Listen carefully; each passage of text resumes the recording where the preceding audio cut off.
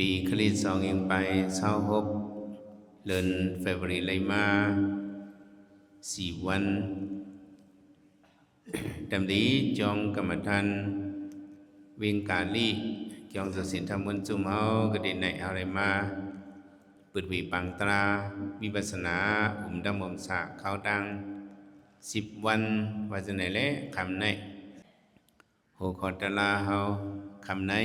นะเป็นข้อความตึกสน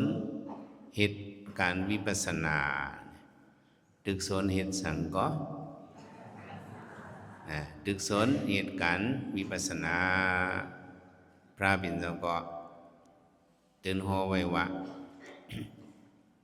ภาวนาภาวิตปัมภาวนาภาวิยธาการภาวนาตลาเนี่ยถูกลีเหตุการภาวนาตลาเนี่ยอ่อนกันเฮ็ดสังหางปองลา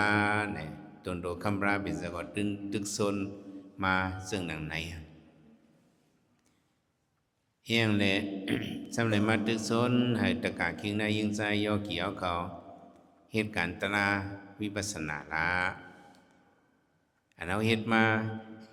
ตาหน้าซึ่งนั้นรู้ศีละซึ่งนั้นรู้เฮ็ดเอาว่า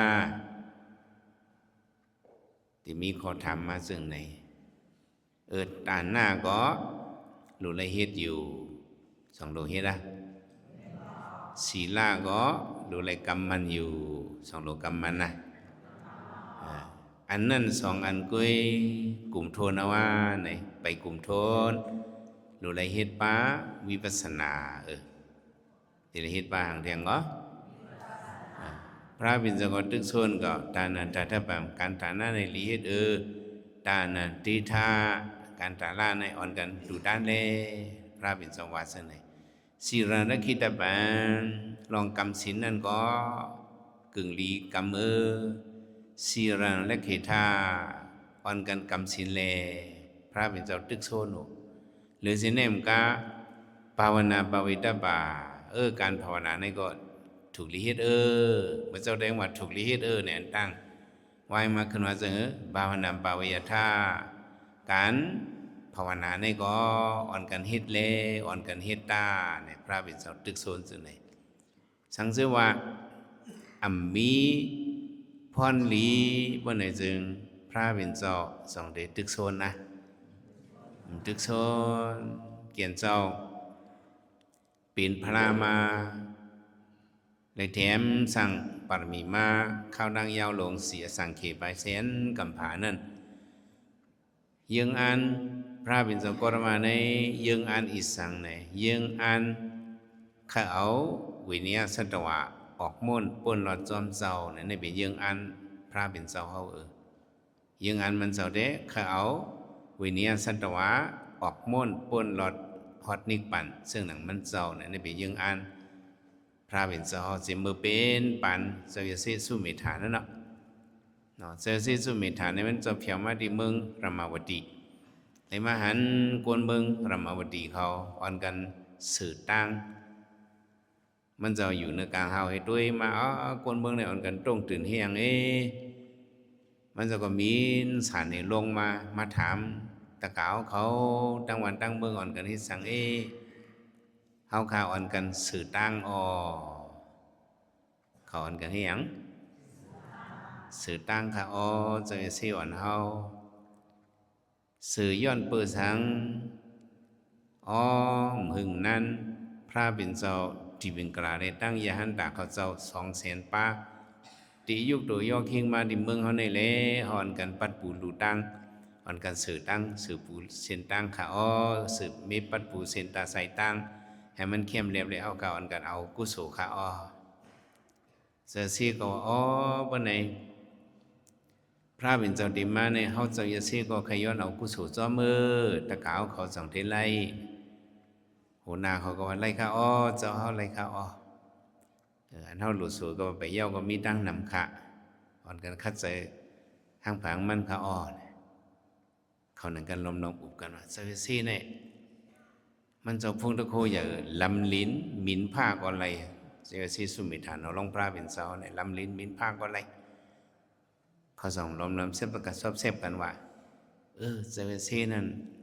ปันสื่อเตียนหยาบนั่นเลยไหนวะปันสื่อเตียนง่ายฮะเตียนหยาบอ่ะเขาหยุ่มยามมามันจะมีฟงตะโคเพราะมันเอาฟงตะโคให้ผ่านพรอบในกำเงยก็ตีเป็นเส้นตั้งดีหมดอ่ะปันมันสื่อเตียนลุกเหยอะอันทางเหยอะสื่อหยาบนั่นแหละปันกับปุ้นเลยจะออกที่ขาดต่างที่ได้ก็ปุ้นเสืองปุ้นปุ๊บตั้มปันอองตีกันหมดอ่ะคือเตียนล็อกหนึ่งนั่นเพิ่มไปเอาขาจะเอาสื่อปุ้นสองไรเนี่ยมันจะก็วันไหนก็เขาย้อนเสียมเหมือนซุยมากหนึ่งเนาะอันโตลินเฮจอกขวนอันเลยเนี่ยแต่ที่นั้นพวกมันเอาพงตะโคมันผ่านเฮ็ดในก็เป็นอะไรอยู่ต้องเป็นอะไรก็ให้กล่าวว่าตนตัวเจ้าเคยเฮ็ดกายกุศลอันนี้เคยสั่งเนาะ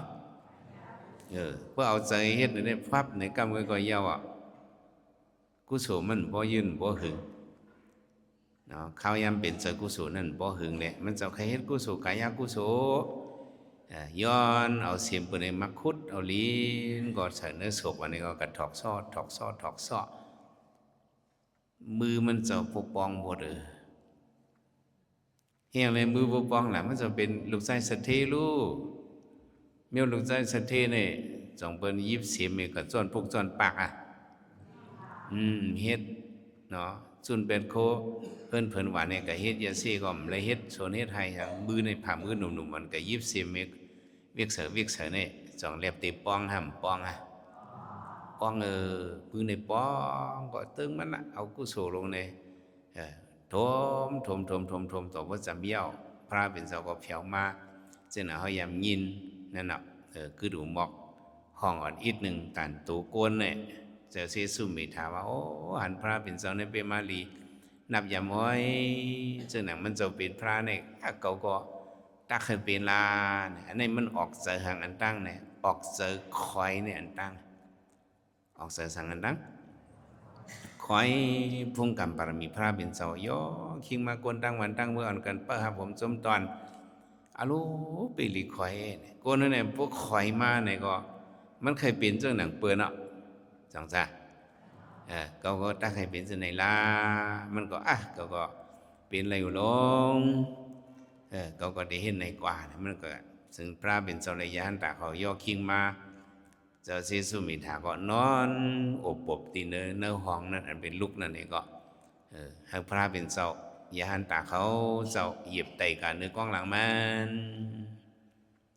เนาะใครตายใครอ่ะเนื้อใครอยากอินใครกันนั่งแข่งลูกใครฮัก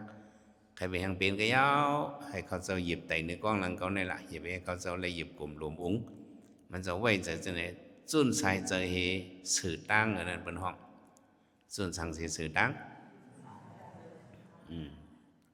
โยกีเขาวนด้วยเลยพระเป็นเจ้าป้าหนึ่งเหตั้งยาหันตา200,000 ป้าหลายแสนป้าตีหยิบไตเนื้อกล้องหลังมันเจ้าเนี่ยเคยไปทางเป็นละหนังจะในใครล็อกใครย่อเนื้อใครใหญ่ๆแก้วเอ็นใครกันลูกใครห้าใครย่อตายเพียบก็ย่อปันเขาเจ้าหยิบจุนหัดดันในแหงกวน200,000ก็หยิบเธอกล้องหลังเขา1ก็1ผ่าดิน1เจ้า1ผ่าดินในก็2อับเตงง่ายอย่าไปว่า200,000ละ20ก็หยิบกว่าในก็ยิ่งใครขำเลยจังจ้าในใจเสสุมิถาในเพียงเป็นละมันจะก็จุนเฮียงเลยจุนมีกลางเสืคอยพระเป็นเจ้าเป็นพระก็ได้เป็นกว่าทั้งก็ย้อนสู้เป็นพระลาเฮียงเลยย้อนสู้ละก็เปิดอีลูวิเนียสัตวะกิเมเอกินาเตนินาปุริสินาธรรมตัสสินาสัพเพยุตตัมปะพุนิตวะสันดาริตาสะเทวกาเกาเจ้าป้าเหลียวเอานิกป่านกว่าจัดในก็เลยอยู่ก้วยกะมีพรมีนำตอนพรอย่างนำวะบนดามันจะได้เต็มทนตาก้นดังนำบ่มีนำตอนวะปุริสินาธรรมตัสสินา เกาในซ้ำเป็นกลใจว่าไรปองเป็นอันจะว่าเป็นกลใจซึ่งคือก็ว่าไรปองเป็นอ่ะกำพองในว่าไรก็คำปองเป็นไรซึ่งนั้นสองมีน้ำนอร้องเจ้าสุมิฐานในว่าไรปองเป็นเขาในเป็นไรหลงเฮ็ดไรหลงเนี่ยเขาจะป้าเหลียวออกมุ่นพวกเราเนี่ยเฮ็ดเขาเดียวอ่อนเวเนี้ยสัตว่าออกมุ่นพวกเราจอมเขากว่ามันจะติ๊กฐานในย้อนสู้เป็นพระเป็นเจ้าอบกว่าให้พระเป็นเจ้าหยิบกันในกองหลังมันขย้อนสู้เป็นพระนางสุมิตาก็มาหันใจเสียอ่อนมีหมอกหลุดเลยเอาหมอกงูมาหลุดจอมันนางเอามาหลุดจอมันเจ้าเลยว่าขาโฮมหมอกเสียจากกันกับพวกเนาะนางอ่อนในก็ย้อนสู้อะไรเป็นก้อโฮมจอมปาดมีเจ้าเสียอ่อนในขย้อนสู้โฮมเนี่ยพระเป็นเจ้าก็ด้วยว่าเตียงสีสังเกตไปเช่นกับพระเจ้าเสียอ่อนในที่เป็นพระเป็นเจ้าโกรมะนางยิงเยเสียนางยิงปุ่งหน้าอ่อนก็ในสำเร็จเป็นก็โฮมพักปารีเจ้าที่เป็นนางเยโสธราที่เลยนิกปั่นซ้อมกันในไรความยาดิกห้องว่าความยันมันกับพวกนี้แหละเขาจะเทียมสร้างปารมีมาใช่ไหมแต่มาเป็นพระในก็เข้าดังยาวสีสังขีปเซียนกัมพะเลยหลูมากูเจอกูเมียวหลูโคขององศาห้องวัฒนปริสากะเนาะหลูตาว่าเลือดว่าตีนว่ามือว่าเนื้อว่าหนังว่าจะได้แทกให้หลูบนคอกให้หลูบนมาในก็อังกาปริสากะหลูป้าใส่สีวิตาปริสากะหลูป้าลุกพุทธปริสากะหลูป้าเมภริยปริสากะในห้องว่าปัญจมหาปริสากะในหลูด้านลองสุ่นหลูหลง5 เปิงแถมปารมีมา10 เปิง10 ปาอันแจกเพมัน30 ปานั่นเห็นไหมข้าวยำเต็มทนมากกว่ามาเป็นพระ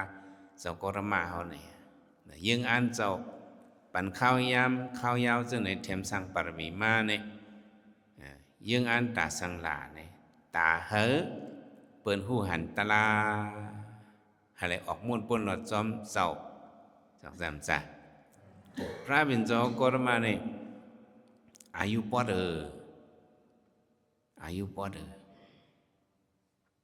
พ้องเมื่ออายุโกนมีปากปีนั่นเนี่ยเจ้ากรมาเป็นพระ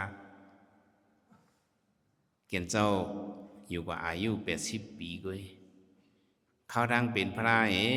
เมื่ออายุ35นั้นเป็นพระสัมโหตรากว่าไรหอกว่า45 ปีหลายปีพวกหอกว่า45 ปีเนี่ยก็เกี่ยนเจ้าอายุสังฆราชหมดก็เกี่ยนเจ้าเข้าสามปรินิพพานไปแล้วเมื่อหลังพระเป็นเจ้าอริมิติในที่มาเป็นพระในพ้องเมื่ออายุโกนเฮา80,000 ปีที่เป็นพระซื้อสู่ตั้งนาจนก็อายุยาวบางเจ้าก็40,000 ปีบางเจ้าก็30,000 ปีบางเจ้าก็20,000 ปีในการขิงเข้าพระเป็นเจ้าเป็นพระในพ้องเมื่ออายุโกนเฮามี1 ปากแล1 แสนในวงกลางในได้เป็นข้าวย้ำเป็นพระว่าจังไหน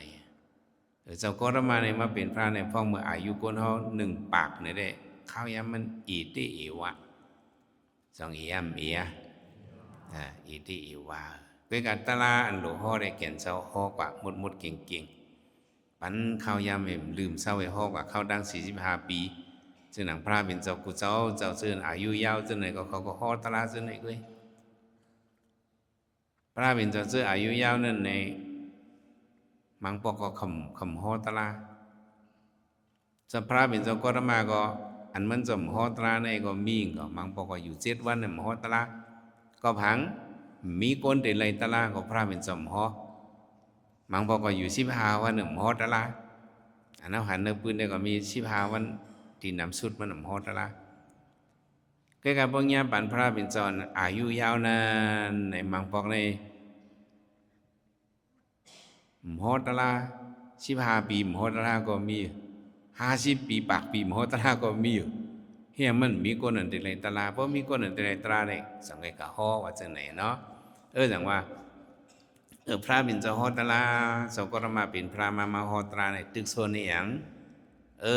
ใครให้เปิดออกมนต์ป่นหลอดจอมันจะมาหันเส้นตั้งออกมนต์ป่นหลอดอะไรมันจะไว้ปันเฮาบิสมาอายุดันเจ้าปอดในก็เก กียนเจ้าไว้ปันศาสนาไว้ปันหังก็ศาสนานั้นมันบอกว่าเป็นข้อสั่งสอนเป็นหังก็ข้อสั่งสอนพระเป็นเจ้าในอันข้อสั่งสอนพระเป็นเจ้าในเป็นห้องตาลาในมุมมดพระเป็นเจ้าในเกียนเจ้าลาดความล้นลาดความลืมลาดความป่วยลาดความพังลาดความอันมีติป่องมันไงลาดความอันปันเฮียงตาหน้าศีลาภาวนาลาดความตึกโซนให้เหตุการณ์วิปัสสนาในดินพระเป็นเจ้ายื่งอ่านมันจะเป็นอันไหนตาลาปิดกับ3กองในก็ตึกโซนหูมันก็เป็นอะไรล่ะเนาะหูมันก็สัพพะปัสสะอาการณะกุศลสะอุปสัมปทาสัสสิตาปริโยเทวนะอิดัมพุทธานาศาสนาหูมันก็ยาวอันไหนก็3 ข้อไว้ตาลาปิดกับ3กองเนี่ยพอมาหุบเนี่ยยาวนั้น3 ข้อยาวนั้นหลายข้อเนื้อว่าซ้อมเนี่ยเงื่องเวการเมิกเลิกเหตุการณ์ลีสีเจอขาวกูเงื่องเวการเมิกเลิกเหตุการณ์ลีสีเจอขาวกูสุคำพระหอมมาหนังไหนเฮาหาหลุดซ้อมไปอันพระเป็นเจ้าหอมมาเป็นกับ3กองเนี่ยโหเป็นอัน3อันเนี่ยหมาย1เงื่องเวการเมิกหมาย2เรื่องเหตุการณ์ลีหมาย3สีเจอขาวกูเนี่ยปอดสุกสีเจอเขาให้มันขาวฝึกจนขาวซะบางวันอย่าไปให้เจอเขาเป็นเจออกุศลบางวันใน3อันเนี่ยก็ตะลาปิดกับ3กองเนี่ยก็โหแล้วก็มันลดขอตึกโซน3อันเนี่ยอย่างว่าศาสนาพระเป็นเจ้าไว้บรรเฮามาเนี่ยเฮาเลยมาขึ้นศาสนาพระเป็นเจ้าอยู่เสียดาเฮาเลยมาขึ้นศาสนาพระเป็นเจ้าอยู่แลในเหมือนตั้งว่าเฮาขึ้นพระอยู่ว่าเนี่ยตะกาวเขาอย่าไปเจอเล็กก็มองเดี๋ยวเฮาเนี่ยมีพระเป็นเจ้ามันเลยหันพระเป็นเจ้าเนาะเนี่ยอย่าไปเจอเล็กว่าพระเป็นเจ้าสั่งที่เจ้าอนันตาเนาะไว้ในมามีศีลศรัทธาเนี่ยเนาะตลาอันเก่าพระเป็นเจ้าห่อไว้เจ้าเนี่ยตีเป็นสลาสูวะตีเป็นหังก็ตลาพระเป็นเจ้าห่อมา84,000เฮียงเนี่ยเนาะถ้าไม่ขันถา84,000เฮียงเนี่ยอันไหนตีมาเป็นสลาสูนะว่าเมื่อเก่าพระเป็นเจ้าตึกมีเนี่ยสูได้เดลัยไว้พระสูเหลียวกุยพวกเก่าพระเป็นเจ้าเอาปรินิพพานกันในสูในเดมีพระ84,000เฮียงวะก็84,000เฮียงเนี่ยแต่ว่าพระเป็นเจ้าปกป้องไว้บรรศาสนาในเอาปกโกเฮ็ดเป็นเปิงลงมันเอาปกราติฐานเฮ็ดเป็นเปิงลงเอาธรรมะติฐานเฮ็ดเปิงลงเอาหมู่เปิงทำตราในเฮ็ดเป็นเปิงลงให้ตั้งศาสนาไว้พอเอาปันเจ้าหอกคำเขาได้ก็พอเจ้าหอกคำนอนเพกว่าลูกชายหลวงในปุดจังจ้าพระเป็นเจ้าเห็นน่ะน้องเนาะพอได้เอาทุ่งจำเจ้าเข้ามาในพวกพระเป็นเจ้ากรมะเอาปรินิพพานกว่าในลูกชายเจ้าอย่าหุลาลูกปุดคือครับพระเป็นเจ้าไว้จะเอาตะลาไว้เป็นเปิงลงไว้เอาหังไว้เป็นเปิงลงมามีศีลศรัทธาที่เป็นตังตัวของพระเป็นเจ้าที่เป็นเสียซัวเนี่ยที่เลยเอาตะลาเนี่ยไว้เป็นเปิงลงมันอย่าไปก็จะจับว่าก้อนนั้นก้อนไหนมันจะเอาตะลาเนี่ยเป็นเปิงลงว่ะเอาอีสังเป็นเปิงลงเอาตะลาเนี่ยเป็นเปิงลงจังว่าเขาเลยมาเนี่ยศาสนาพระเป็นเจ้าเนี่ยก็มันก็ถึงข้าวมันที่ละเหตุการณ์วิปัสสนาเอาว่าอันนั้นเนี่ยก็อัตถกถาเขาเจ้าไรสารไรหยางเขาเปิ้นล่ามขาดไว้ว่าพวกหาปากปีเนี่ยเป็นตาหน้ายุกาคิดแทงหาปากปีเนี่ยเป็นศีลายุกาคิดมันได้มีจนั้นมากับปานเฮาศาสนา2เองหาปากหรือมาในเนี่ยมันขึ้นเผียวมาปานแล้วเนี่ยมันขึ้นเผียวมาวิมุตติยุกาคิดว่ะเนาะเผียวมาวิมุตติยุกาคิดเผียวมาคิดอะไรก็วิมุตติยุกาคิดมันได้มีสมถายุกาคิดตาหน้ายุกาคิดศีลายุกาคิดมันได้มีจังนั้นนะเนาะ เพราะเป็นกาปัน ตาหน้าเนี่ยก็เปิ้นเฮ็ดลีกันเฮ็ดตั้งดูตั้งตันพอถึงกาปันศีลาก็เปิ้นลีกันกำศีลทับศีลทับธรรมว่าเป็นปานสมถะเนี่ยก็เปิ้นลีกันเฮ็ดกันสนิทสมถะบ่มีในหลักสารในญาณในบ่เป็นเช่นนั้นว่าได้กาปันที่เหลียวได้เฮาญากาปันวิปัสสนาเฮิงบอกว่านี่กาปันอีสังเฮิงมีอยู่5กับอันนั้นมันป่วนกว่ายาวหมดอ่ะ2อีก5ปาก5ปากปี5ปากปี5ปากปี5ปากปี1กับ1กับ1จุบ1จุบนั้น5ปากปีเนี่ยมันสุดกว่ากรรมเนาะขึ้นไม่ตีขึ้นมาวิมุตติอยู่กะขิดเนี่ยกับปันเปิ้นหา การออกม่วนป้นหลอดวะเนี่ยหาการออกม่วนป้นหลอดหาการสังกับปันเฮามาเงียติเหลือในเป็นกับปัญหาการออกม่วนป้นหลอดศาสนา2อี5ปากหรือมาภายในติเหลือหรือเข้ามาศาสนาหรือเข้ามา2อี5ปาก6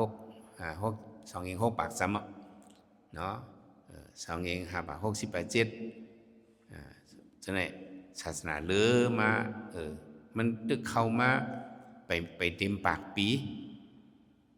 นี่เปิ้นเล่กันเฮ็ดสังมาเนี่ยเล่กันเฮ็ดวิปัสสนามา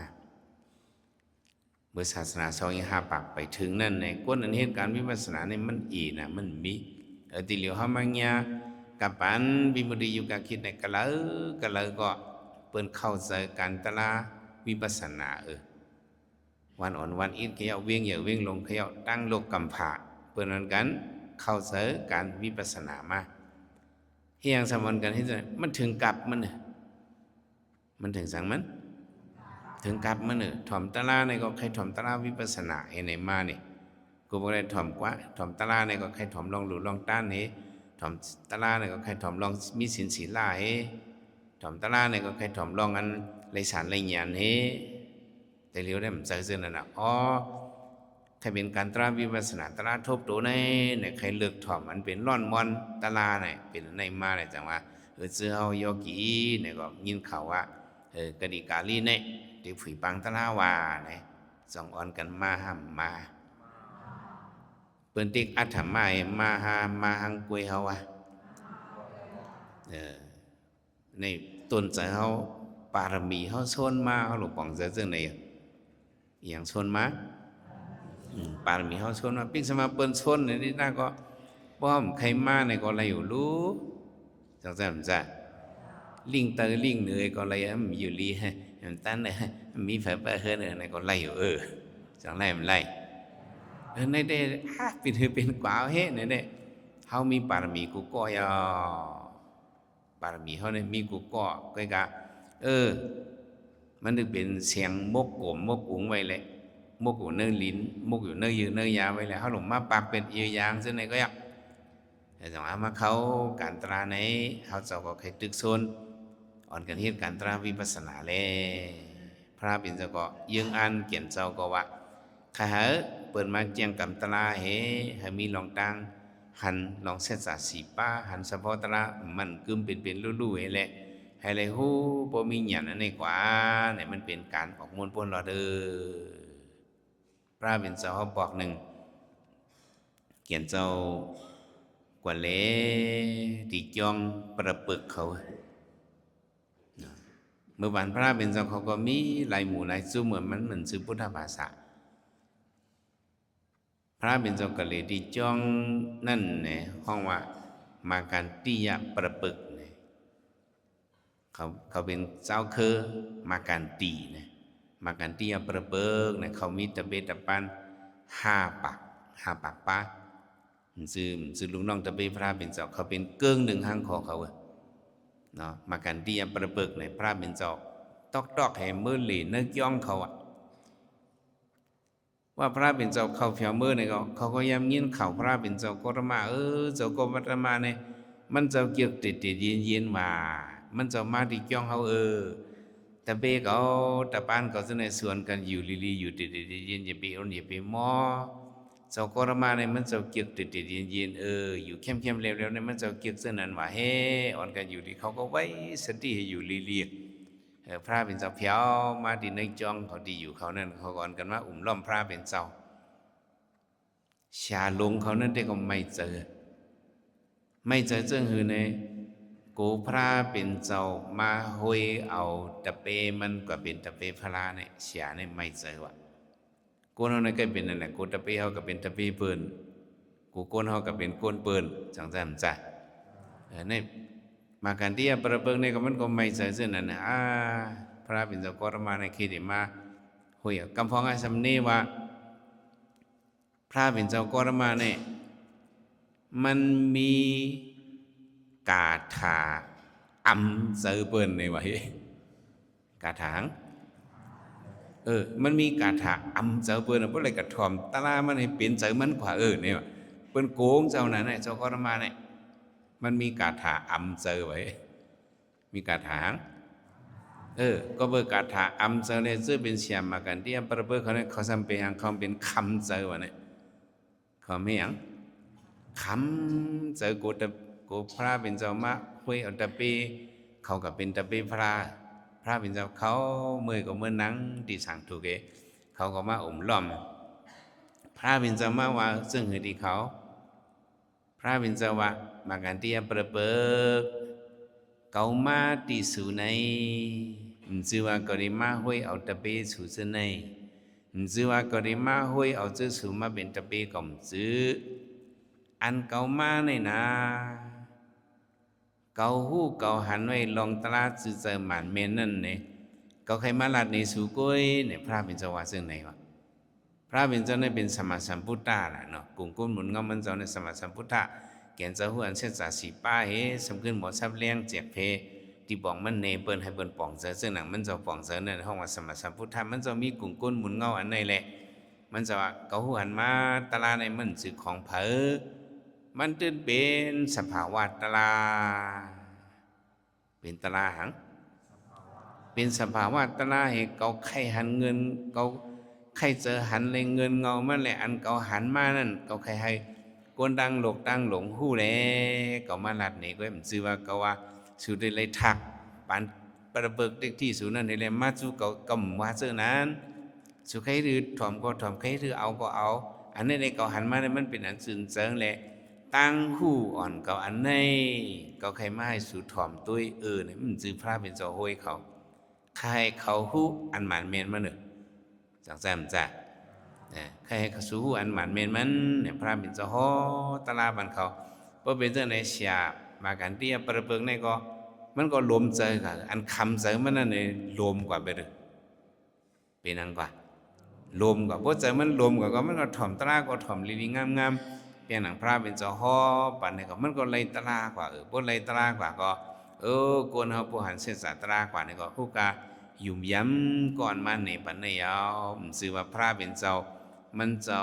หมออำเจอเบิ้นเต็มจืมันเจ้าเกลิดปันอันคำเจอเบิ้นเกลิดปันอันสังเบิ้นอันคำเจอเบิ้นนี่ก็การวิปัสสนาตรานี่ก็มันได้มาเฮ็ดปันเฮ็ดสังปันย่อเกี่ยวเขาในตีมาเกลิดปันอันคำเจอย่อเกี่ยวเขาตีมาเกลิดปันไอ้สังย่อกี่เขาอันคำนั่นเจอย่อกี่เขานั้นวิปัสสนาเนี่ยมันได้มาเกลิดปันก็ว่าจะไหนแหละเขามาเฮ็ดการตราวิปัสสนาในมันกึ่งลีเฮ็ดในเฮียงเลยซ้ำกึ่งลีเฮ็ดหลาบ่เอามาทัดด้วยการกู้ศลว่าเนี่ยมีอยู่4เมียวมีหลายเมียวตาหน้าเนี่ยดูตานอันนี้ก็เป็นกุศลยาวสังสามจ้ะดูตานเหตุการณ์เววิสาสวยเทียมเปิลใช่ไหมจะว่าดูตานบุญเจ้านายเขาเลยเป็นกุศลก็มันจือกาสากาเพซ้อนเมียงปันก้นตุก้นยากก้นย้อนการเลี้ยงเข้ามาอ่อนดูอ่อนในอ่อนไก่อ่อนหมดอ่อนก็เข้าเป็นตาหน้ากุศลอันนี้กุศลอันหนึ่งในห้องมาตานากุศลกุศลหมายสองในศีลกุศลเป็นกุศลหังศีลกุศลศีลกุศลนั่นจะเป็นหังในเป็นการเงื่องเวเป็นการหังเป็นการเงื่องเวการหมึกอันนั้นเนาะที่เอาตายเปิ้นในก่อมเฮ็ดที่กับลักเปิ้นก่อมเฮ็ดกับโกดเปิ้นก่อมเฮ็ดกับเป็ดกับเลียนเปิ้นกับสอทรงโยงเก่าเปิ้นก่อมเฮ็ด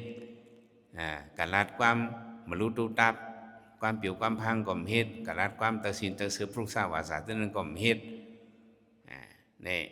กินเหล้าสุยาก่อมเฮ็ดในการศีลาเนี่ยเป็นการเงื่องเวการเมือกมาในห้องว่าศีลามีศีลานั้นโซพอได้สำคัญเอาปานาติปาตาเวลามณีสิกขาปดังสมาธิยามีเนี่ยซบได้ว่าลองเอาได้ตื่นเสือเปิ้นนั่นเกาคาเงื่องเวติคายาวเนี่ยอันนั้นไปกลุ่มทนเอาซบวาวก็ไปกลุ่มทนสังภากลุ่มทนเอาซบวาพระกวาอะไรก็อันเฮ็ดนั่นเป็นชิ้นนั่นโซพอได้สำว่าปานาติปาตาเวลามณีสิกขาปดังสมาธิยามียุงสมาคบของเพราะว่ามีเนี่ยก็ผ่ามึงนั้นอีปับเนี่ยใส่สองมีศีลว่าชบมาหลายก็เสนอแม่ไอ้ห้องปานาติปาตาเวลามณีสิกขาปดังสมาธิยามีป้อมเงื่องเวเนี่ยมันมีศีลมังซื้อเนี่ยขามศีลก็มีศีลก็มีดังนั้นเหมือนนรกาเนี่ยจังมีศีลห้าเป็นทางคำพูดก็คำลักเบิ้ลเขามีศีลอเด็กหนาเขามีคำลักเบิ้ลเพราะกับด้วยนอกเบิ้งบางทีมันจะเบิ้งบริการในคำกับฮัดลักโคบลงตัวตันคำฮัดลักเฮียงละพวกลักในมันพิษอุบัติเขาพูดคำเฮ็ดคำฮับศีลก็เขามีศีลจังซ่ามีศีลนั้นเอาโซ่ไปฮับอมจืบตัวเขาได้ไรเงื่องเวเฮียงละเขากับเหลี่ยมเบิ้งบริการในโคเขาไว้เนื้อเสียงเนื้อละเนี่ยมีคนเปิงเราบ่ใครเอาเนี่ยเอาไอ้กับขี่กามันเห็นไหนก็ว่ากันลักเอาลำไรห้าเนี่ยไรเงี้ยตามเพื่อสำเอาเก็บละหางไว้กลุ่มโยบนคู่ในพวกเอาอันมันย่อมกว่าอันหนึ่งพ่อมประกาศใจกามันในอองดิ้งเป่าอันนั้นมันหมายไว้มันห้องเต็ดในก็พวกออกพักดูตีนอกก็บนก็เงียบไม่คู่ส่วนลำขี่กามันเงียบตกถ่องเพราะว่าก้นก็ในมันยำลักให้ปอกในเช่นไม้มันมีไว้เนื้อกลุ่มอยู่ตาเนี่ยเช่นไม้ตูมันเนี่ยเช่นไม้ส่วนตูมันก้นก็ในมือปีในวันในขิงในข้าวในตีนลาดอันในมันยำมันลักอันในมันกับขรายการให้กระตังกับย้อนการเปิดมาด้วยปืนมาในเปิดมาเน็ตด้วยปรับเนี่ยออกมาหมดไม่ยำลักเนี่ยเปิดเอามันเหตุการณ์หยาบใจโดดสู้ก็ในเลยเขาได้ขามชิ้นแค่เขามีศีลแต่ว่าศีลอันนั้นคือว่าเขาว่าออกที่โซ่เขาเลยเขามีศีลจือเขาเงื่องเวเลยเขาจังเป็นศีลศีลกุศลอันพิษศีลนั่นเนี่ยก็เป็นใจกุศลเป็นใจหังก็มันเงื่องเวการอกุศลและใจมันนั่นห้องมาเป็นใจกุศลกว่าเขาว่ามาโหเจอเขาเนี่ยเขาไว้ใจว่ามันเป็นปลางลงอันหนึ่งเป็นปลางอ่ะเป็นอังก็เมืองหนึ่งเมืองในเจ้าหอคำนั่นเปิดอะไรมี3-4-5ป้าแต่อะไรมีป้าเหลียวแต่อะไรมีป้าเหลียวก็สุก็เขาหลุดสอนด้วยมักโหเจอเขาในเป็นปลางเจ้าหอคำตาที่ขึ้นนั่งเนื้อปลังในติเลยเป็นจอคำป้าเหลียวก็หนึ่งปอกในนั่งในหนึ่งป้าก็กับเขาหนึ่งปอกในนั่งในหลายป้าฮักขึ้นนั่งห่มกันในปลังให้จอคำ2ป้าต้อยกันมีเลยมีป้าเหลียวก็ทางซ่าปลังมาโหเจอเขาในก็เหมือนนั่นเนาะเพราะว่าเขาเอากุศลขึ้นมานั่งไว้ในอกุศลเนี่ยมันจังมานั่งทางซ่าสังว่าเขากับวนลองดีเขากับเฮ็ดลองดีในปลังเขานั้นอกุศลมาขึ้นนั่งในก็กุศลในวงตัวก็จังซ่าสองปองเสอันโยกเกี่ยวเขามาเฮ็ดการตราในเนี่ยมันละโมโหเจ้าเนี่ยเขาหิมปลังกันเนี่ยเขาหิมปลังกันนะโมโหเจ้าเขาขึ้นนั่งมาขึ้นนั่งจังซ่าเขากินมังเอากุศลขึ้นนั่งกับอกุศลมาถีบตกเขาก็เลยขึ้นถีบตกอกุศลนั่นสัพพะภาษาอากระนำต้องได้ปากเป็ดเรื่องเรื่องการมึกเลือกเหตุการณ์ลีเอาลองลีในมาใส่สังวาจะให้โยกี่เขาไม้ต้องเอาสติอยู่ในไม้ต้องล้มเขาล้มออกไม้ต้องล้มเขาล้มออกในปลังเขาเนี่ยให้กุศลเลยขึ้นนั่งนำเหมือนเนี่ยเขามาเหตุการณ์วิปัสสนาเนี่ยจังซ่า เพราะเขาอยู่เกิดเฮิรนในกรรมาโลภะขึ้นนังโตสะขึ้นนังโมหะขึ้นนังหมานะขึ้นนังอกุศลในขีจิกมโนเสียเข้ามาอยู่ในปางตราในก็มังกัมอกุศลในตึกมาถิบปลางกุศลตึกมาถิบจะหอคำกุศลในวงโตแกอกุศลในขึ้นมาขึ้นนี่หอคำก็มีจังมีมันมีก็ย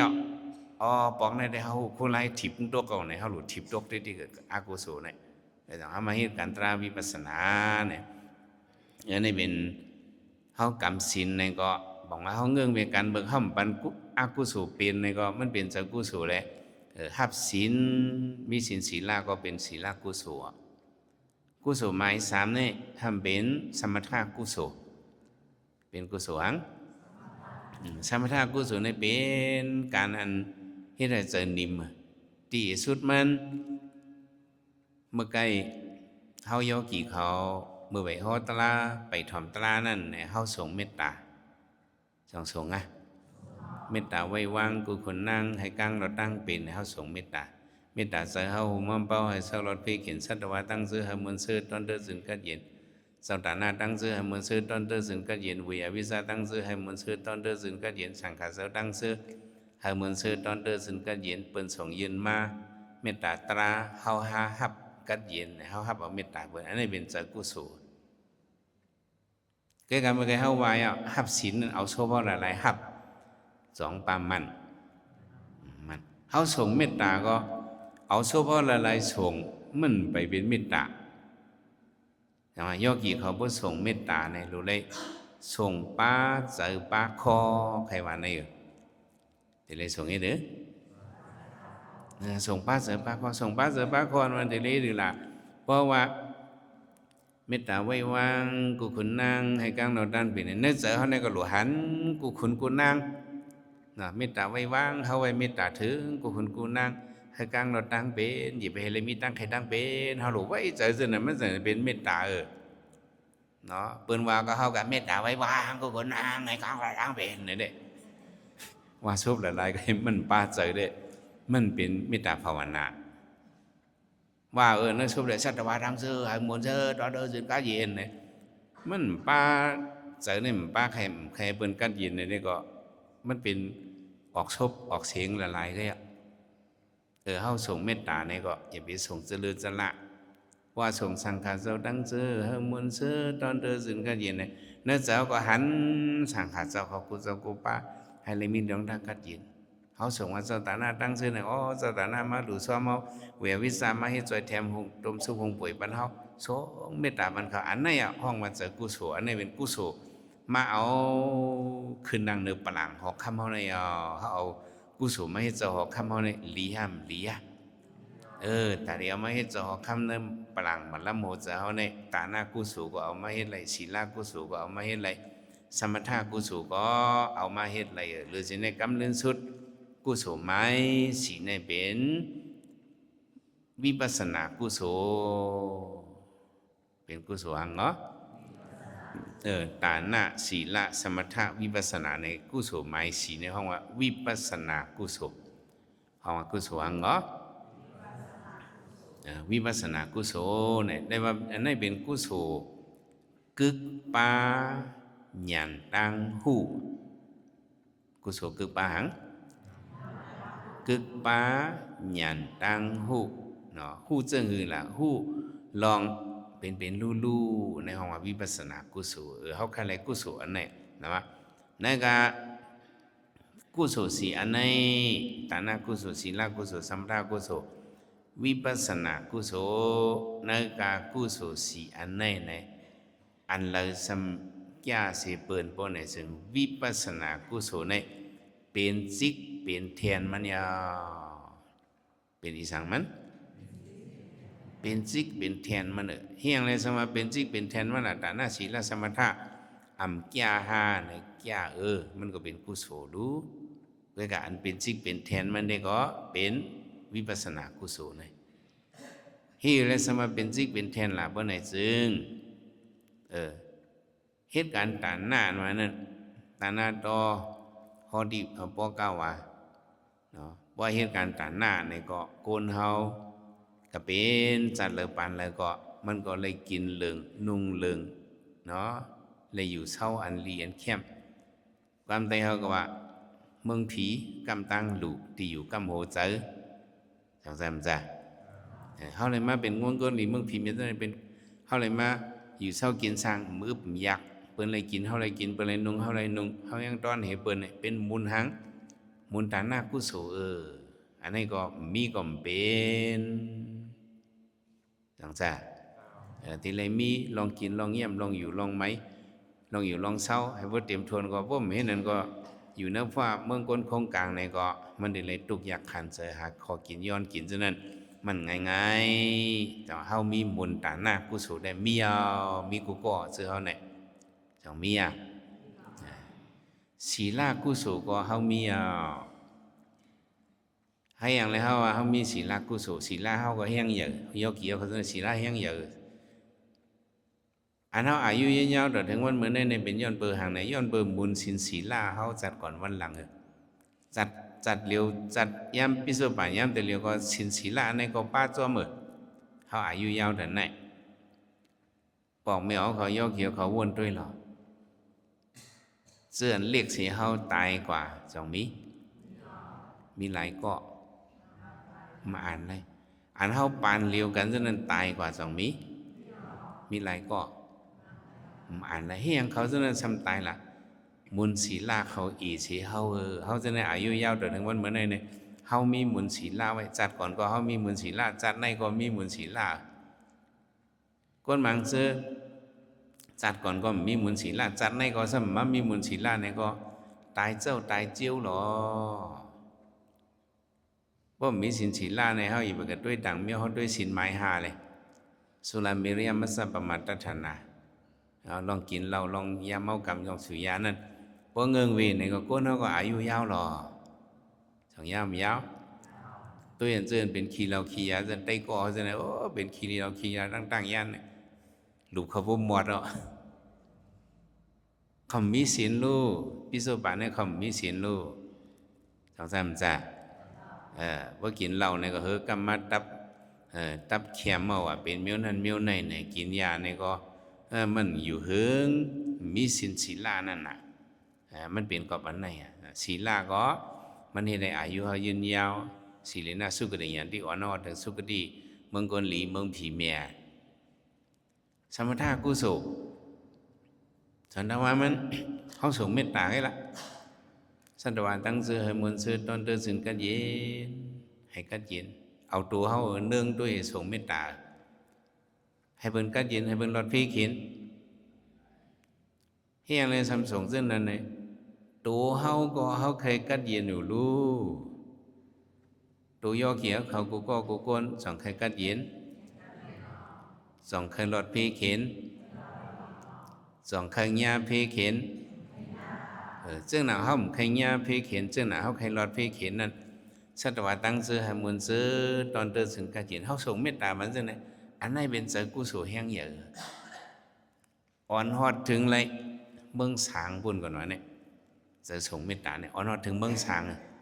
ป่นเมืองโกนป่นเมืองผีลีฮอดถึงเลยเมืองสางเนี่ยสมถะกุศลเนี่ยก็แห้งเยอะสองอย่างอย่ามันเลยเสียเงินนะหลุมเอาไว้ใจลีก็กุศลมันแห้งเยอะ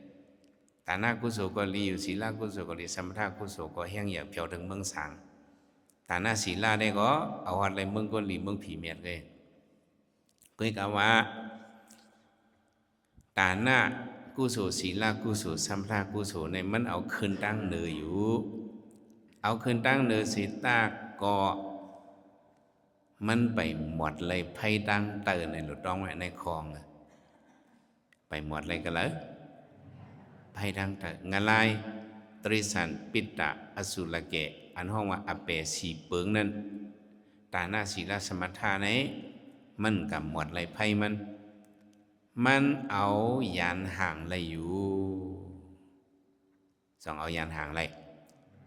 เอายานห่างเลยเพื่อเหตุตาหน้าเพื่อเหตุศีลเพื่อเหตุสมถะไหนได้มันอะไรก็ตกงานไล่ก็ก้อยกะตั้มใส่เอาห้าเนี่ยไปตั้มใส่จางตุกสองจางตุกจางตุก อันเดหมดไหลไพ่งาไลอันเดป่วนไหลงาไลตรีแสมปิตะอสุรเกนั่นมันจะตานากุศลมันจะศีลากุศลมันจะสมถะกุศลอันเดหมดไหลไพ่งาไลให้มันหมดหายจิบนั่นแหละมันหมดไหลมันเอาอย่างห่างไหลกุ้ยอันเดเอาไพ่งาไลตรีแสมปิตะอสุรเกเสื้อพันอากุศลอเบสีเปิงหมดเกียงยศเสียงหมดปิดหายวิตนั่นแหละเป็นกุศลอันละไหนเป็นวิปัสสนากุศลเนี่ยเป็นกุศลอันละเขาจะว่ามันไกวิปัสสนากุศลเนี่ยมันเป็นกุศลอันกึกหยันตังหูเนี่ยกุศลอันกึกหังอันกึกหยันตังหูอันนี้ภาษาหูมาภาษาหันมาพระเป็นเจ้ากรมะหูหันมาเกียนเจ้าอยู่หลอกอยู่ไรหูหันมาอ่ำเจ้าเกียนเจ้าเลยแถมสร้างปารมีมาสีอสังขีไปเซียนกำไพแล้วหูหันมาจากในมาไข่เนเลยซื้อสู่เกาหาจากในเลยเอาหูเงินหูคำไปมาตุ้งถ่อมวันเหมือนในมันเป็นกุศลอันแห้งอยากสิเปิ้นกุศลอันแห้งเรียกให้เปิ้นอันอยากให้เปิ้นนะอยากสิในก็มีกุศลอันตอนเก้เปิ้นเป็นวิปัสสนากุศลในย้อนนั่นแหละการกุศลอันแห้งอยากเสียเปิ้นตอนเก้เปิ้นในก็ตาที่ไล่มันนั่นก็เป็นหยาบเต้เป็นไงฮะเป็นหยาบอ่ะอย่าไปพอมาวิปัสสนากุศลตาหน้ากุศลก็เป็นหยาบศีลกุศลก็เป็นหยาบสมถะกุศลก็เป็นหยาบตาเนิสะยกเดนสะสมานามาหูตาเดเหตุการตาหน้านั้นพระเป็นเจ้าแตกเหนไว้เปิ้นหนังหยับเหมือนหนังตึกซึกว่าเหตุการตาหน้าในตัวเหตุการตาหน้าในหยับเหมือนหนังตึกซึกว่าหยับเหมือนหนังแต่กับบอกแมวเขาวนด้วยการตึกซึกอันนั้นสองง่ายง่ายเห็นไหนกึ่งกะยิบกองไอ้ตึกสองเดี๋ยวเป็นไรเดี๋ยวไรพึกเต้พึกว่าพึกอ่านหูเลือนว่าพึกอ่านหูปีมันเต้ว่าก็แต่ในการน่าซึกในหิมตั้มเจอหมักกองว่าหมักเมียข้าหมักสังหสังมาตื้อเฮากูขิงกูเข้าแต่ที่ตึกซึกนั่นเลยจุนเตจุนว่าหาราฐานหานเห็นหยับเย็นในจังที่ฮัดตึกไหลจังที่ตึกเป้เบิ่นจังพระเป็นเจ้าว่าดานินสะยุตินสะสมานามาหูเหตุการณ์ตาหน้านี่ก็มันหยับเหมือนการตึกซึกเฮียงในการตาหน้านั่นเขาเลยตึกหังเขาเลยตึกเจอถี่เจอนิ้วเขาแหละเลยตึกหังเบ็ดเจอถี่เจอนิ้วนะเขาจะมาเป็นคู่เขากินมาเลยใครไปหามาที่กับปันเบิ่นเป็นหลายๆในเดะมันดึงมีตัณหาอุปทานจะเป็นจะสีจะเหนียวเนี่ยมันมีห้างผางมันกูก็เลยตึกแบบอันนั้นเนอะอยู่ดินสะสมานาเพราะมันเหมือนเรื่องหนังตึกซึกเอาแล้วสมัยเลยตึกห้างน่ะตึกเป็ดเสือโลภะเอาตึกเป็ดเสือห้างเนาะโลภะนั่นมันใครกวาดเอามาจู่ตัวมันติในห้องเสือโลภะใครมันผัดตัวห้องใครมันผัดกว่าให้มันเป็นของเขาเนี่ยเป็นเสือโลภะเฮาไม่ยังเฮาเลยตึกเบ็ดเสือโลภะเนี่ยอันนี้ก็มันเป็นการอ่อนเอ็นสื่อมันเป็นการง่ายเงียมสื่อมันเป็นการคึกลึกหยับผึดหนังตึกซึกยาวหยับเต้พวกคนขีดถี่เดียวนั้นอย่าไปกระลัดคือตาหน้าต่อเขามันเมียนหูเขาอีคัดว่าคัดหูเขาน่ะสองคัดก้นมีเจตนาก้นอันเทียนเดียวนั่นอย่าไปกระลัดคือตาหน้าไผ่หน้าเขาเขาหลังจี้เขาไว้สองจ้ะพวกคนมีสถานเป็นไปหังอย่างสเทนาถ้าเป็นเขากันก็มาตาเขาจะนะเขาเจตนาลีเขาจมหลุจมต้านเลยตานินสะโยตินสะสมานามาหุตาได้ตึกไปเลยจะโลภะเขาเหตุการณ์ตาหน้ากุศลไว้ก็มันง่ายเป็นว่าจึงหือคนที่เหตุการณ์ตาหน้าในง่ายเหมือนหนังก้นโทตลอเหมือน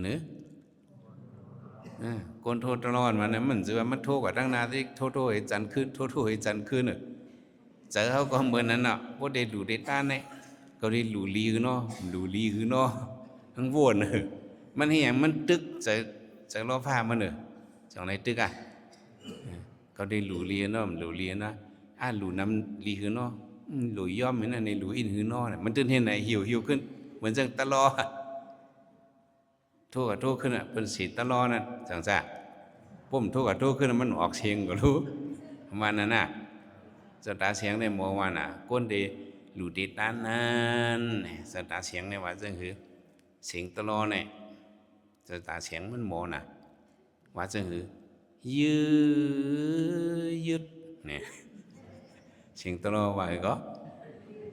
ยืดเนี่ยนั่นน่ะบ่ได้หลุได้ได้หลุลีฮึมหลุลีฮึหลุน้ำลีฮึหลุเอลีฮึเนี่ยเอียงในซ้ำยืดล่ะยืดโพลูเย้าเมฮึดนี่นั่นน่ะโกงเป็นซึ่งน่ะเนี่ยcáiการพูดคนสิทธิ์น่ะที่ใครฮึดใครฮาดใครมาก็กินมาอย่าเปลือยอะไรก็ย่อยหามาลงดัวก็เฮาปลึกเนี่ยได้ก็มันตึกปีเลยจะรอฟ้ามันน่ะจังซ่ะสินศีลาก็มื้อนั้นเนาะเฮ็ดหยาบสมถะก็มื้อนั้นเฮ็ดอันหยาบเป็นนั้นได้เป็นวิปัสสนาเป็นนั่นแหละการวิปัสสนาในที่ไหนมาอันหลวนต้านนั่นก็บ่ได้ยืดศีลาเนี่ยก็ยืดสมถะเนี่ยก็ยืดวิปัสสนาเนี่ยก็ตะกาวเขียนมาเป็น10วันบางจะเข้าเป็น1เดือนบางจะเข้าเป็น3เดือนเนี่ยได้เขียนตึดหยาบวันนั้นน่ะในเฮามาเป็นเลย10วันเนี่ยก็ให้มันเป็นข้าวยามมีกาขันแห้งละการวิปัสสนาในเฮาสว่างเป็นการหยั่นการกึกป้าหยั่นให้อะไรหันสะโพตระอันหมานมันเนี่ยนั่นได้เฮาสกติทรัพย์เลี้ยงนี่ก็วันละวันอันมาเฮ็ดการวิปัสสนาในเนี่ยมันเป็นการหมดไรไพ่งะไรตริสันปิตะอสุรเกตานะศีลสมถานั้นมันหมดไรไพ่งะไรตริสันปิตะอสุรเกนั่งหอค่ำลงมันนี่กะลุยต้านลงก็มานั่งเยี่ยมอึดไรพักตรงงะไรเลยยังถึงกับตายตกอวิสี7วันเสยหันติสามเทก็กำศีลสิขาพวก2 บากไว้27เนี่ยก็เมื่อพ้องจำเดหล่อนั่นหมอไว้วางใจหมอทิ้งใจให้เลยก็จะจับอันมันเลยเฮ็ดผิดไว้แล้วก็ยักยามายื้ออ่อนสั่งอันซึ่งนั้นก็จะจับนั้นเป็นโกกซ่าให้ละยังก็เป็นนักการลงอิหลาปดาเจ้ายันติซ่านี่ก็จะรอพางจับติดสั่งการเหมือนมันยังตายก็เป็นมีศีลละสมถะภาวนานี่ก็ยะสิลงอริยอุตกะอันเป็นเสียโลกีพระเป็นเจ้าหนอร้องพระเป็นเจ้าสปรมานั่นแล้วก็ฆ่าซาที่เขาจะร้อนกว่าด้วยสมถะในก็ฮอดถึงเบื้องสังอารูปาพงเนาะก็ฮอดถึงเบื้องสังอันเป็นมีสังมีจังละลายมีโตเจ้าแทงป้าเป็นมีโตละลายมีจังนั่นก็เป็นสังพิษตีอันป้าเนยเฮงกัดแปดเปิงฉะนั้นนี่ก็อันนี้มันออกมุ่นป้นหลอดอะไรง่ายๆนั่นเองสมถะหน้าศีลสมถะในเพราะว่าเจ้าวิสีเขาเรียกว่ากรรมอินเฮียงกุศลสมถะเขาหมดเนี่ยสำเร็จขึ้นตกมาเมืองโกนเมืองผีขึ้นเกิดเป็นแทงอะไรตริสันปิตะอสุรเกก่อนนะมันเป็นอะไรตั้มสารอะไรตั้มสารในเตะมันเป็นการวิปัสสนาวิปัสสนาเนี่ยพวกเอาเฮ็ดกว่าเดียวว่าเขาเลยผู้หันเฉพาะยุ่งนำคันถามมันขึ้นเป็นรู้เป็นรู้หูเสียงเฮียงยศโมดเย็นเลยหันเฉพาะตราคันถามเป็นรู้หันเป็นลู่ๆให้เพียบในหยาเนาะหันกำเป็นลู่อ๋อในปอกกำเหมือนกันมักกุศลกุศลอันไอ้สูเพียบตาเล็ดมือในเดมันหมดเลยไพ่งอะไรตรีแสมปิตะอสุรเกศเสียงเพราะว่าเฮาเนี่ยก็ตาดีขึ้นตกว่าตั้งแต่นั้นมีมันได้ขึ้นตั้งเนื้อดิกอ่ะเนาะการตาหน้าศีลสมถะนั่นมันหมอขึ้นหมอลงหมอหยังหมอขึ้นให้ขึ้นหมอลงให้ขึ้นโจมให้ก่อนเนอะการวิปัสสนาเนี่ยพวกเอาให้ถึงดียิ่งกว่าเนี่ยมันเป็นอันคืนที่ดิกเลยมันเป็นอันคืนที่ดิกก็ว่าลูกที่เมืองก้นเขาขึ้นกับเมืองผีลูกเมืองผีขึ้นกับเมืองสางลูกเมืองสางเขามันดีกว่าที่กัดตีเย็นฮอดถึงเตียนรถฟีเข็นนิกป่านเนี่ยมันมีอันคืนก็มันมีอันลงก็ในแหละเขาหลบป่องซะอ๋อการวิปัสสนาเนี่ยมันเป็นการอันคืนที่ดิกก็มันมีการอันลงเนี่ยเขาหลุดเด็บตัดเข้ามาเนี่ยกึ่งลีเฮ็ดเตห้ามกึ่งลีเฮ็ด เพราะเขามังยาศาสนาพระเป็นเจ้าเพราะว่าเขาก็ตายกับเต็มเจ้าในได้เขาก็ไม่ได้เฮ็ดในก็เขาก็ซุ่มสั่งซุ่มซุ่มเมื่อปันพระเป็นเจ้านั้นเป็ดสานมานั้นมาถอมตลาพระเป็นเจ้าเขามันมีปารมีกุศลเลี้ยวตาตีเป็นโซดาปานนั้นปารมีมันเต็มตาเอาตาตีเป็นโซดาปานตาตีเป็นหังหลุดถอมตลาพระเป็นเจ้าตัวมันป่วยเอาป่วยสุดก็เอามันจำเฮ็ดนั่นเองปิศาจเนี่ยโกนกระเฮือนมันสมาห้องว่ะปริงสเทหน้าการนั้นมีมาเปิดมาเปิดทบปริงสเดียวว่าเนี่ยตึกถ่อมตลาเฮก็บ่จำแต่ไรตลาช่ำถ่อมสู้เดก็ลูกไปกว่าไปเลยเพราะมันลูกไปก็พระเป็นเจ้าตะกาลงปิศาจเนี่ยสุมามันกึ่งดีไรตลาอันไหนมันผัดเกาพระกว่าเฮเอากัดกันกว่าเอาวะเป็นสังกว่ากัดกว่าเอากัดกว่าตันฮื้อเนี่ยสังมามันเย็นจะให้อยู่กับเต็มทนต่อตลาดเพราะห่อเย่าเนี่ยเด้มันจะเป็นซอสตะปาเนี่ยหลุดอะไรขึ้นกับตั้งเดือดีๆก็อันไหนได้มันเสริมมันกัดกว่าหลุดตื้อมันกว่าเพราะความไตวะมันในแต่เลวายปันได้สัมสาเนี่ยตายเกิดตายเกิดตายเกิดตายเกิดตายเกิดเฮียงเมื่อตายเกิดตายเกิดตายเกิดเนี่ยกองหลุบมันนั่นช่างว่าเน่าพังยับแล้วหมดซ้ำลุ่มแล้วกองหลุบมันนั่นตีเหยื่อเสลอยหุยปงล่าก่อนอันไหนก็สำเร็จออกม้วนปนแทงเมื่อไรก็ไปสั่งว่าไรเฮียงไหนมันหลุดตื้อมันกว่าว่านะเฮ้หลุดสั่งกว่าเฮาโยกิมาเข้ากันตราเขาให้แหน่เขาให้มันสู้เด้เขาหลุดตื่นกว่าก็เขาก็ได้เป็นน้องยิงน้องใจเป็ดชานั่นเนาะจังซั่นจ้าพอหลุดตื่นมันกว่านี่แต่ได้ขึ้นเลยมากคอยกันเนี่ยมันง่ายๆพระเป็นสวะตะกาลง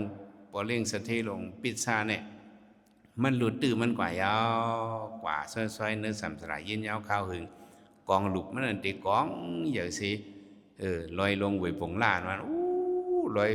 สีเราเกากำลงลอยลงเตววะลอยลงนั่นสูงหนาละอันไหนอันว่ากองหลุบมันเนี่ยอย่าทันลอยหวยปงล่ามันเลยตายเกิดตั้งนำกว่าอันไหนมันไปนับปลาอันมันกับเป็นโตอันมีหลุบไปบ้านนั่นก่อนว่านั่นก็กับเป็นปิงว่ากับเป็นแตกว่าซะไหนจังเขามีหลุบนั่นไปสอนป้าซะไหนเนี่ยไปสอนป้าซะไหนวะเนี่ยอันกับอันที่เป็นกับเป็นนกก็เป็นหลุบนกกับเป็นเป็ดก็หลุบเป็ดกับเป็นหมาก็หลุบหมากับเป็นวัวก็หลุบวัวกับเป็นควายก็หลุบควายอันนี้พอหลุบจะไหนน่องพังกับเป็นปลาก็กลางปลาจะไหนเด้มันติดตายกว่าพวกอันนั้นสัมสารเนี่ยกับของกาเป็นเนี่ยกองหลุบจะนั่นเนี่ยที่มากองกันเนี่ยอย่าเสียลอยปงไปปงล่าก็เยี่ยมไปหันอันมันติดไรตะลาก่อนวะเนี่ยก็เบอร์หังหลุดตื้อมันหลุดสังกว่าเดี๋ยวสังว่าเขาเลยมีส่วนลีอันนี้เขาจะใครว่าอย่าไปปันมันหลุดเขามาให้การตราไหนก็ปลาเสือปลาคอเฮ็ดเต้พอเฮ็ดเต้ปอกหนึ่งเขาขำยาไปปอกหนึ่งสิบวันในตายเป็นตายลิบเป็นลิบปัดไว้ก็เกเลยไม่เฮ็ดก็เฮ็ดด้วยหรือไว้ใจจะไหนพอเฮ็ดกว่าเต้ปอกหนึ่งพอคู่กว่าในได้ก็มันกลุ่มทนตั้งสำสลายกึ่งลีคัดใจเต้ว่ามาเขาหลุดถามด้วยโยกีเขามาเฮ็ดตะลาปอกในโยกีเขาตีมาเฮ็ดตอดเตหาตีมาเฮ็ดเตหาว่าเตว่าในอย่าไปให้เป็นเป็ดชาน่ะเพราะเป็นเป็ดชาได้ก็หลุดตื่นมันเอาเนี่ยก็หรือว่าสวยสุโนในหยัดน้ำส้มไปก็จังอย่างนี้อย่าไปปั่นมันดุดเขามาเขาการตราเนี่ยมันติดออกมาในเสือห้างกล้วยก็มาเขาตราดิกาลีสิบวันในพี่เราในได้ออกใจเสื้อไหนมาขึ้นไม่หลิมมาโหใจเขาปลังเขานั่นอย่าไปปั่นมาอันเจอเนียงนั่นอย่าไปปั่นมาเขามันพิษก็มาในตื่นอันมาเฮ็ดให้มันไหลก็ได้ตึกแบด เจออากุศลอันเจอขี้ขันเนาะเจอก้านจนก็ได้ตึกเวทเดี๋ยวเจอหัดหันเจอก้นงานเจอยิงงานเจอใจงานให้เลยขึ้นนั่งเนื้อปลางในต่อ10 วันเนี่ยก็ได้คัดเจอได้กว่าเนี่ยพอเฮ็ดจังไหนได้ก็เขาจังไหนได้เขาเป็นคนมีการขันยาวเนาะเขาซุ่มจัดในเขาได้เลยเป็นเอาน้ำเมียนน้ำตอนมันเขาเลยมาตัวขันฐานเนี่ยเขาหลงบ่เจอมันเนื้อยอกี่เขาแต่ละอย่างมันเจอมันเหตุการณ์ดังหลีเนี่ยให้มันถึงตีมันกว่าให้มันถึงตียอนฮอดตีปลายมันเพื่อจะได้ก็กึ่งตั้งเขาเลยมาตัวขันฐานเนี่ยขันฐานเนี่ยเขาเจอมันขย่อมมันกว่าช่วยๆหังก้อยมันดีก็ช่างเป็นกลางวันก็มันก็ตกใครจำจมลอยกับหังก้อยมันกึดเลยนะก็มันกึดเลยมันตึกกว่าอะไรไปอะไรเนี่ยเจอมันเหตุการณ์อันมีอันขึ้นโหนนั่นเนาะเจอมันเหตุการณ์อันขึ้นช่างเนี่ยขึ้นช่างแทงขึ้นช่างแทงในเฮาหลบป่องใจป้าเจอป้าคอยเฮ็ดบนไหนได้ก็เฮาที่หันพรหลีมันอยู่เนาะเหมือนไหนเฮามาสื่อตั้งบันว่าตึกโซนให้เฮ็ดวิปัสสนาแล้วเนี่ยมันเป็นลองจึงไหนให้ยกเกี่ยวเขาป่องใจมียังเจอไม่คัดเจอกันตราอะไรป้าเจอป้าเขาคัดเจอได้ว่าให้เลยเจียวทบเนี่ยตราดูตราเมียตราเสตราหมันกันง่ายๆล้มขันไว้กุศลกุบากุกิงกุนายกุยิงกุไซสกรรมลุยตาเนาะ